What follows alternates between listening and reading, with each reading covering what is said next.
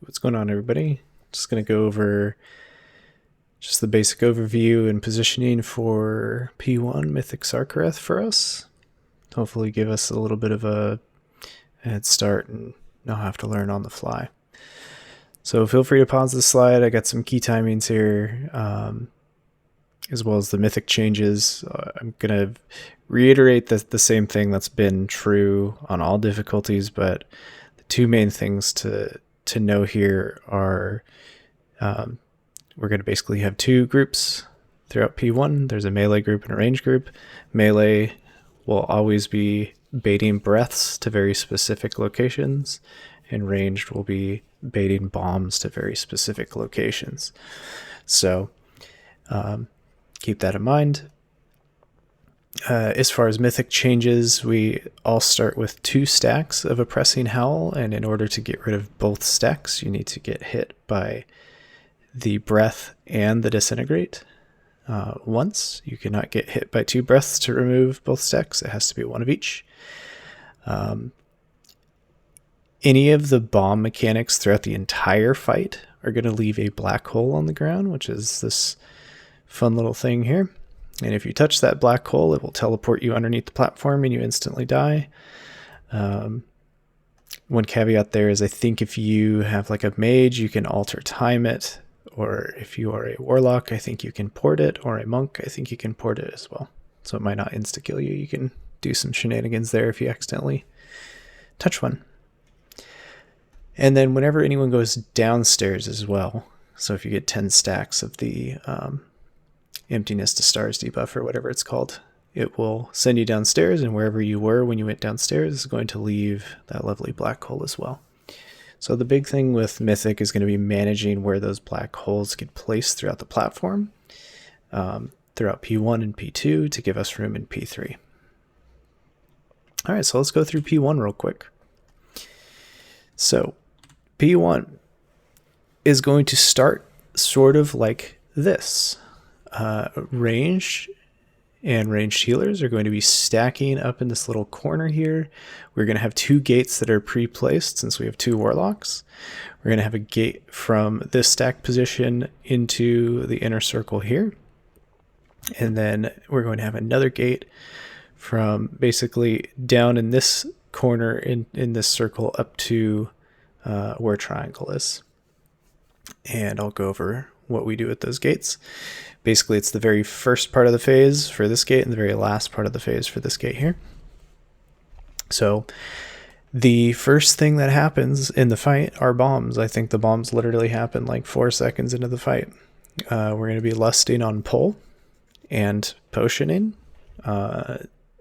Mythic, there is no reason not to lust on pull to get full value. So we're going to lust on pull and bombs are going to come out. And so what we're going to do is actually bait all 3 bombs at once, because in Mythic you get 3 bombs per set. We're going to bait all 3 bombs right on this spot and then gate when the 3rd bomb gets cast. And the easiest way to do that is part of the liquid weak aura pack. There's this bombs bar, and literally we just gate once this bar is gone. This bar is here to help us determine when you need to stutter step for the other bombs, and I'll go over that when we get there as well. So first bombs come out. When this little bar gets to 0, we all gate, and then we kind of stay here for the first big AoE glittering surge and pump the boss, right? So that's going to be all of our lust and cooldowns running, and a lot of healing going out as well. So we're all kind of clumped up here. Glittering Surge is done casting, and the first breath is going to be cast. So remember, breath is going to be baited on melee. So the melee stack needs to be pointed kind of behind where we placed these other bombs. And we want to do that because we don't want the breath to be pointing at ranged right now. Because this first breath, we're only going to have 5 people being soaked. And that's both tanks and 3 of our healers. Specifically Therapy, Tajori, and Dark. And those assignments are very specific. So Piz, you will not be soaking the first breath as a healer. So the first breath comes out, it's kind of pointed behind. And positioning wise, you'll notice the 2 healers, all of the melee DPS run out to get out of that breath. And the ranged group runs back to get into position to bait the next set of bombs. At this point, Dark and Tajori are going to run out. We can either have Pan's grip Tajori back and Dark just kind of hovers back, or Dark can probably rescue Tajori back to range. That'll be ideal here. And so we'll get back and get into our stacked positions and get ready for the second bait. So again, bombs are going to be coming out. This weak aura pack really helps with baits. So as soon as you see the bar, you can start moving, because that means the first one came out already. And then this little tick here is when you can move again. And then when it's empty, you can move again for the third one, right? So with PowerPoint, I can't really make stutter steps happen with the animations. So you're just going to see one continuous movement, but that is, not actually true in game. It kind of looks like this as we stutter step through. Melee and tank group, you're basically always going to be following the range group through this inner circle throughout the fight in P1. So that's why you're moving there. And specifically, you need to be on the outside of the boss here, because the next mechanic that happens is going to be the second bait. This is going to be the hardest part of P1. Hardest or second hardest part of P1. Literally, we're clearing 15 stacks of breath at this moment. So everyone, except for the 5 who cleared initially, so the 3 healers and 2 tanks, need to be in this breath and take the 1 tick of damage to clear their breath here. And we're going to have a ton of healing CDs assigned, defensives, personals, all that stuff. It's going to be a lot of damage. At this point, Dark and Tajori can come out here and start healing. I think I'm going to assign Tajori's salve here as well. And then this is also when we're going to mass dispel the fire dot on everybody. So Pans and Tajori are going to be mass dispelling right when everyone takes that giant tick of damage. So again, you take 1 tick and then go ahead and head out while the breath is still going. And then everyone kind of get back into position. And we just keep doing the same thing in P1. So range, you're going to do the same thing. You're going to stutter step the baits, follow that weak aura, with the tick for your stutter steps, get 3 more bombs down.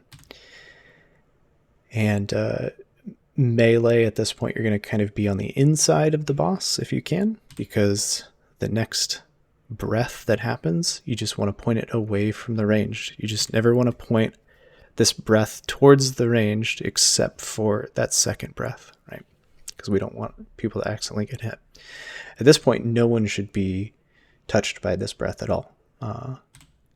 So no one is soaking breath number 3. And again, we have the bomb set number 4 that we're baiting. This is the last bomb set.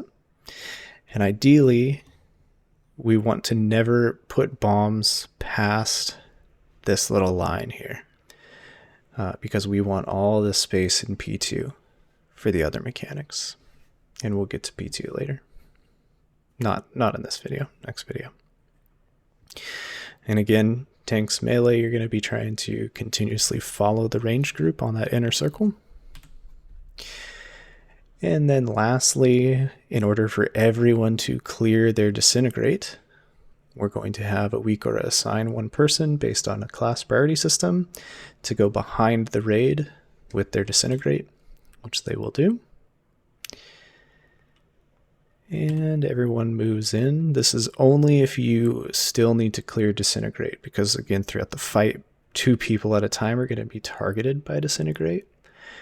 And I didn't really mention how we're going to handle it, but basically if you get disintegrate, you just don't point it at the ranged. Please just don't point it at the ranged, don't point it at the other person with disintegrate, and then plant and let people adjust. Ideally, you just point it completely away from the range to the opposite side of the room. But and that's going to be the other hardest portion of this fight, or second hardest portion of this fight. There will be a lot of damage here and a lot of healer CDs, and we should have defenses back up with Symbols of Hope. After that, we're going to all be sort of stacked for the second Glittering Surge of the fight to signify the end of P1.